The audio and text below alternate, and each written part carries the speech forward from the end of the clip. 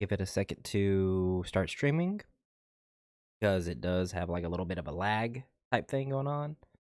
Gosh, um I hope my voice is synced. I should have done that a little test before this because I had to change it the other day for my other screen. But whatever. I'm so sorry if this is out of sync with my mouth. Maybe I'll just try to cover it with the mic so that you don't really know. Like, now can that looks too silly. Okay, well, it's gonna be distracting either way. So hey everyone, welcome. My name is Jamin. We are gonna do my top 10 best and my top 10 worst movies of 2021. Yes, I'm really late on this. Everyone else has already done their top movies. It's literally the 5th of the new year. But I'm so late, and usually I do this on a Sunday, but, I just started working out again, and I had a lot of things happen this week that I wasn't expecting, so it took me longer to get into this whole thing. And it took me a little while to get my list together. Turns out I haven't seen that many films from last year, and when I looked at them, I was like, oh my gosh. Like, as far as movies, that I watched more movies than this, of course, but the ones that actually came out this year, or last year, were I didn't see that many of them. So, yeah, we're gonna. Well, you're gonna find out, and they're not gonna show up on the screen or anything crazy because, editing is not something I'm willing to do right now. I would have done it, but I'm so late on this video that whatever. If you watch this, thank you so much. All right, let's just get into it. I have my list here, so if I'm looking this way, that means I'm looking at the list. They're not in order because I just thought of I just had to think of them, and then I wrote them down. So I'm gonna look at them real quick and decide which goes where. Um, so I guess I can just read you my list. Let me think. Let me think of how to do this.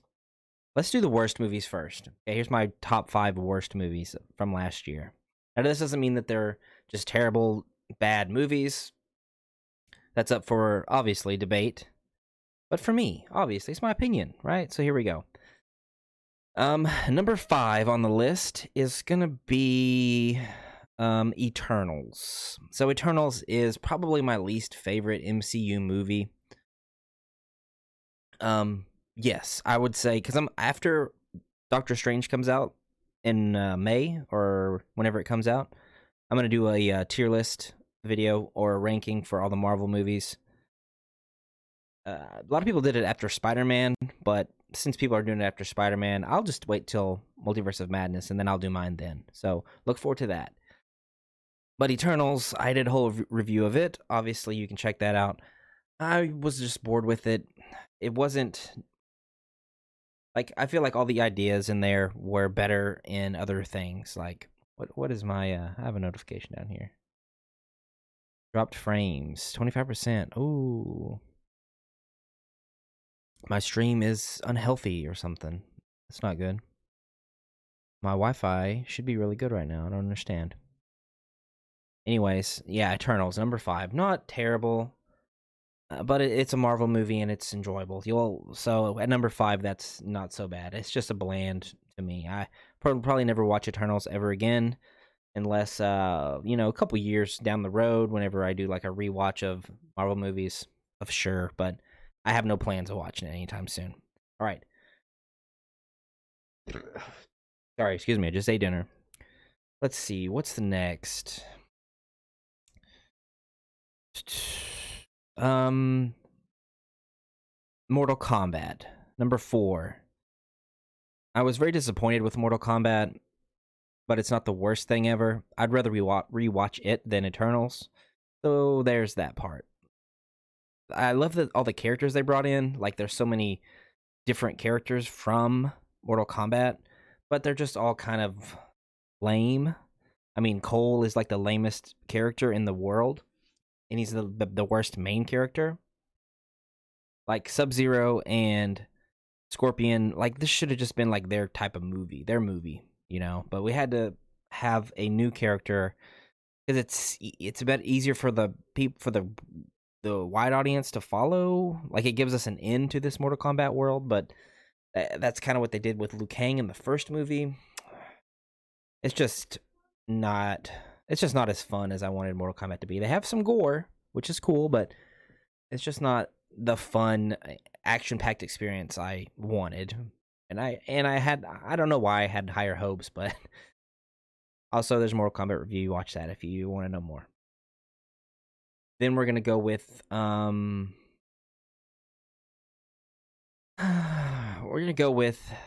The Matrix Resurrections, which I just watched, and that was literally my last review.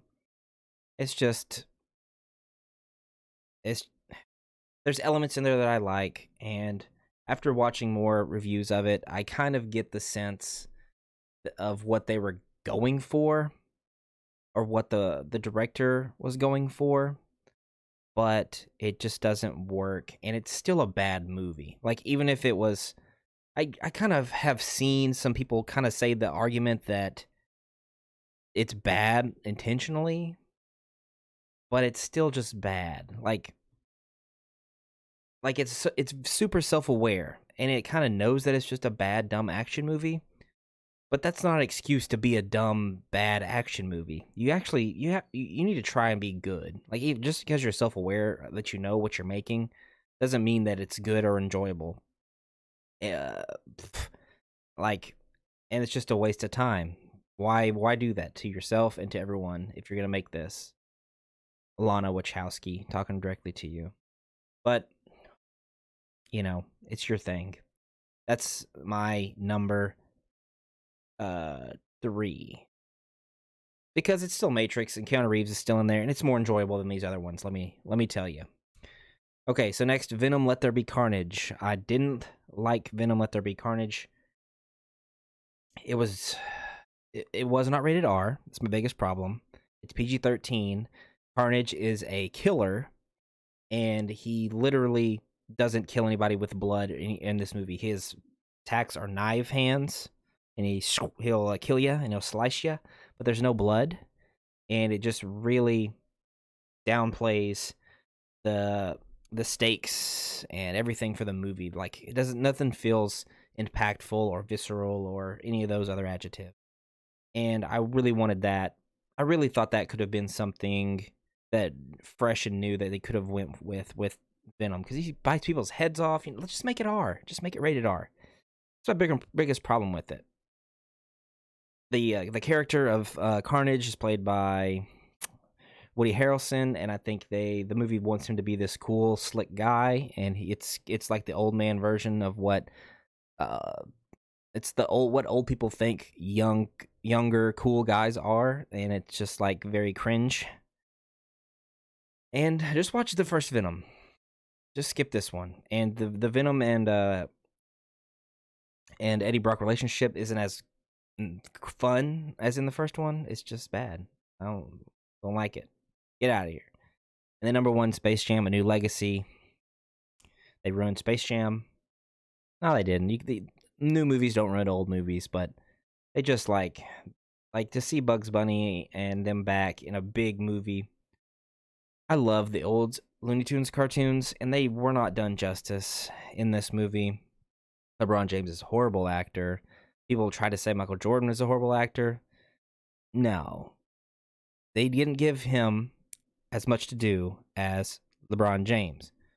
And why is that? Because they both aren't good actors. But at least with the material that he was given, fits Michael Jordan more than what they were trying to do with LeBron. It's just bad. It's nonsensical, and it's just a cash grab. And there's Warner Brothers cash grabs.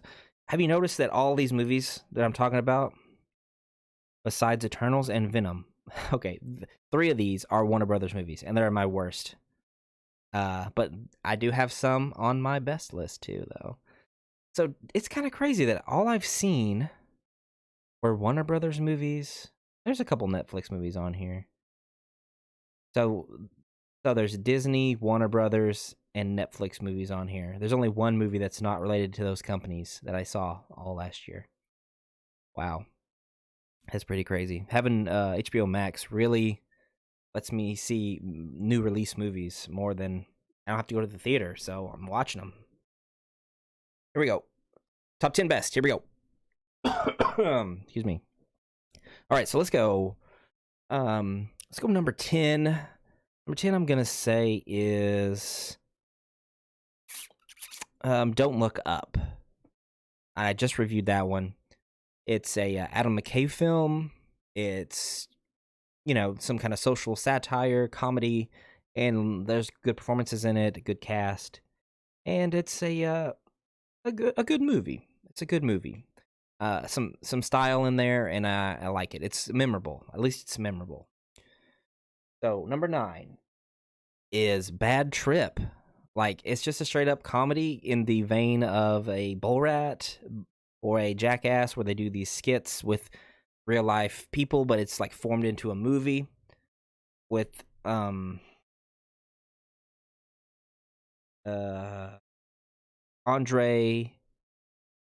the I almost said Andre 3000, but that's not it.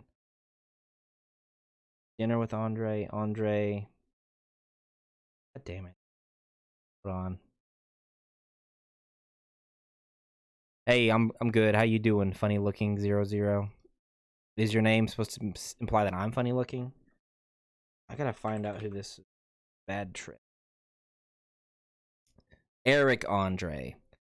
Yeah, so it's an Eric Andre kind of film where they just do these wacky, funny stuff, and I really thought it was funny and entertaining, and you should watch it if you haven't.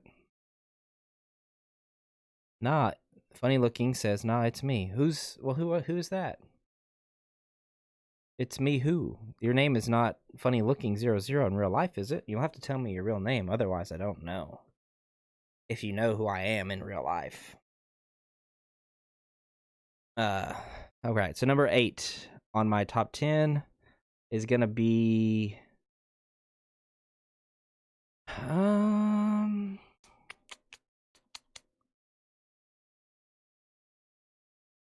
Suicide Squad, I guess.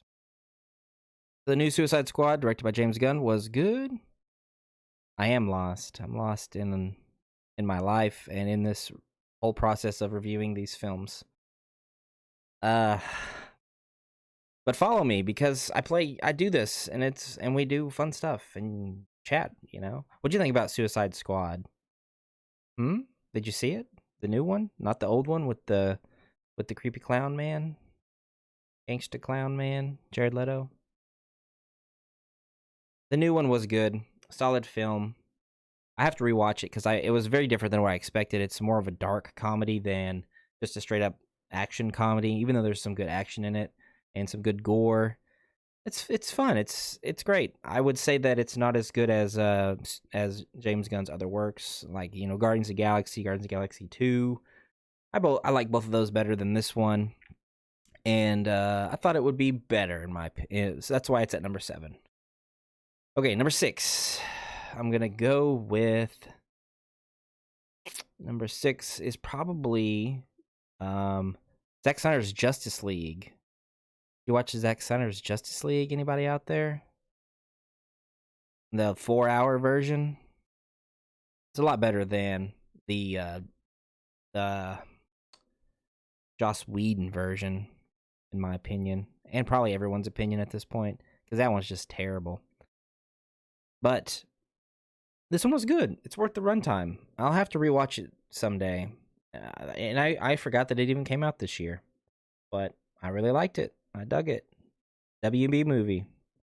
That means Suicide Squad, Justice League, both WB movies that I watched this year. And we're also going to talk about, moving on from Justice League, because there's so many things said about Justice League, I think. It just does it all. Everything just has so much more time to develop and breathe, and we get better interactions with the characters, more backstory for them, because this is their first movie. First and only for, Cyborg and Flash until those movies come out. So, yeah. And the next one, I think we're at number 5, is going to be Godzilla versus King Kong. And I never thought that it would be, in my top 5 movies from last year. But it was really awesome. And King Kong stole the show. I didn't realize that I loved him so much until this movie. But he has so much personality, and it was so fun. And the fights were cool. and they did all this weird sci-fi stuff, and they went to the center of the earth. It's just a super entertaining movie. Well done, well directed, well shot.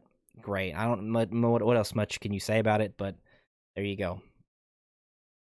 Number 4, I'm gonna go with. I think I'm gonna go with Shang-Chi. Number 4, Disney movie. Everyone knows about Shang-Chi. I'll rank it in my Marvel ranking thingy here in a little while. So yeah, the performance from the lead guy. I don't remember his name. Whatever his name is, does a great job. The movie feels so long. There's just so much shit that happens in it that is interesting. And it's another one that I'll rewatch and I'll remember. And a lot of people probably think the third act goes way too crazy, but I enjoyed that stuff because it's so weird. And I didn't think they were going to do that. I didn't think the dragon was going to come out and they were going to have a dragon fight. I never expected to see anything like that in a Marvel movie. And I was so happy with the first part of it where they had the kung fu fights. And because I'm a huge old school kung fu fan and Jackie Chan fan and Jet Li, all that stuff. So I love to see all the kung fu fights and then have this big epic ending. I really liked it. I thought it worked. So there we go. And the comedy was fun. Awkwafina, I think she was great. They had such good chemistry, them two, and they had a great platonic relationship. You know, they were just friends. You could hear my family yelling back there. So here we go. Number 3, I'm gonna go with. Okay, wait. This is number 4. I'm sorry, I can't count. One of them is mixed up. I'm sorry. Whatever. This one is gonna be probably Dune. Dune was really awesome. I really anticipating part 2. Timothée Chalamet really surprised me with his performance. And the visuals and the music and set design, just all really, really great. Slow burn, but also has some good action, some good tense scenes. The whole lore, everything's set up so well in the movie.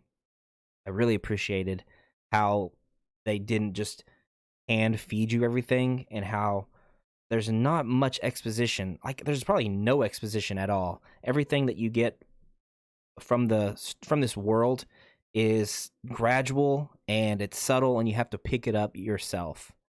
Outside of one scene, I guess, where they're showing stuff in his room where he's watching like literal like the sand dance and all that stuff, or he was like, and it's literally teaching him, but it's also teaching us. That's the only part of any kind of dang it, I'd have lost the word, but you know what I mean, where they give you the information.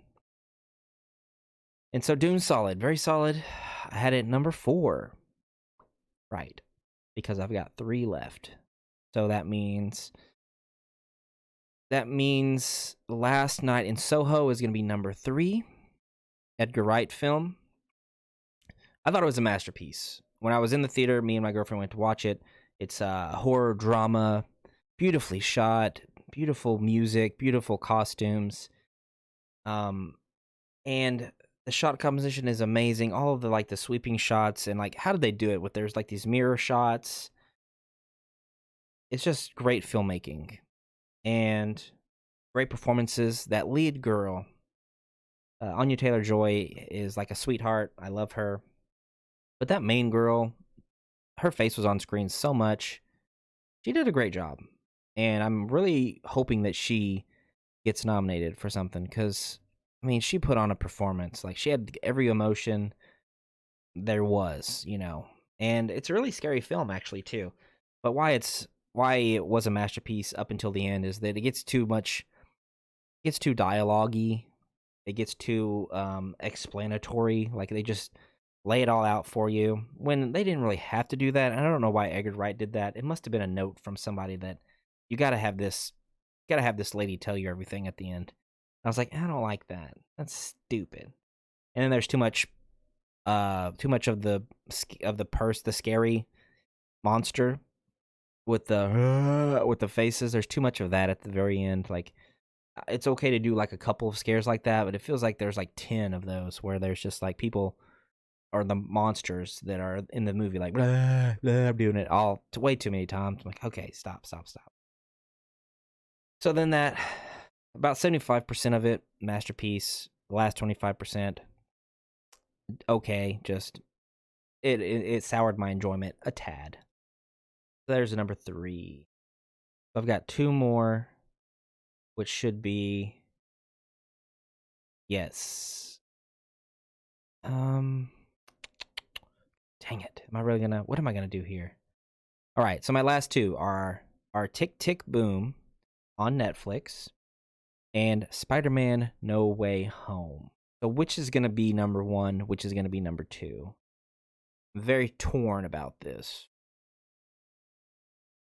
because the filmmaker side of me, the film lover side of me, wants to give the nod to Lin-Manuel Miranda's directorial debut in Tick Tick Boom with a powerhouse performance from Andrew Garfield and a singy performance too, because he sings in this movie and it is a musical. And something about musicals really hit me, and this one really, really, really did. There's a point where the music is just so beautiful that there's this song that's kind of like hipster nonsense, I would say, like heady nonsense, like, oh, we're like,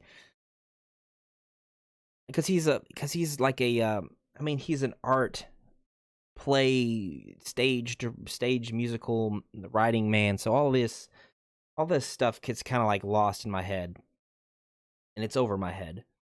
But the way that it's presented, the song and the performances and in the movie when this song and performance happens, all that just came together and it made me teary-eyed. It brought tears to my eye, and I literally couldn't understand. Like, I really couldn't follow the song, like what the point of the song was.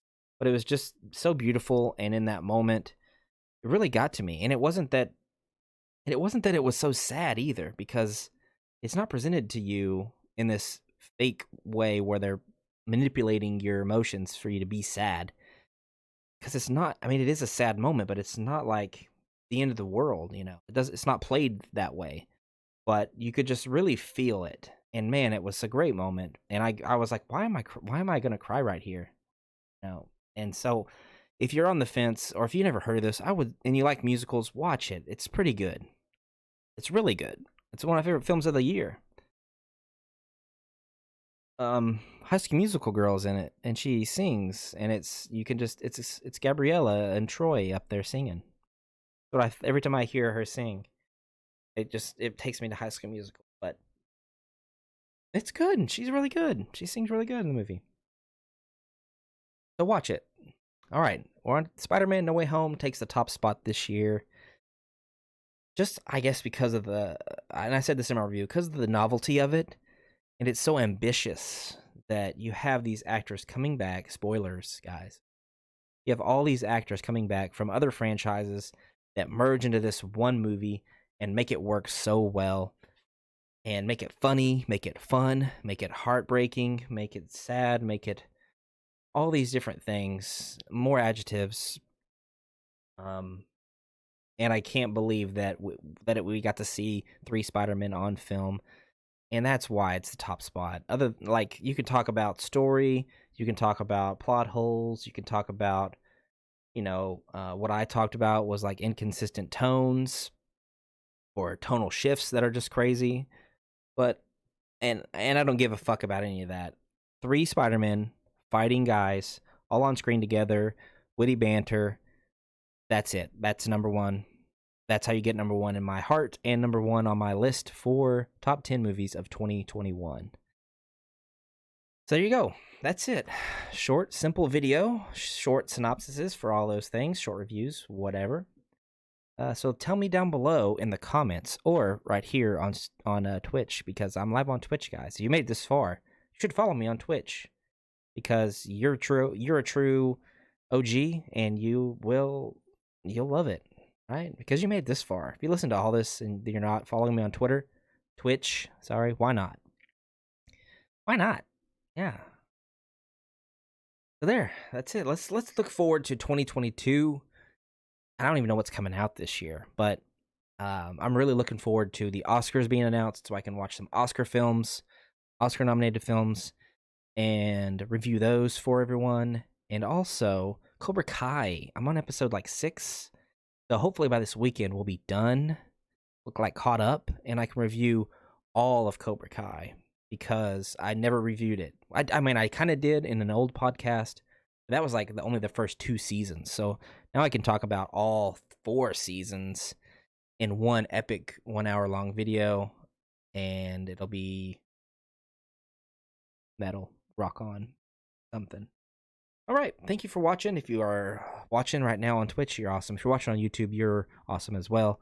Like, dislike, please, because I can't see them anymore. So, whatever. That's it. I don't know how to end videos. So, bye.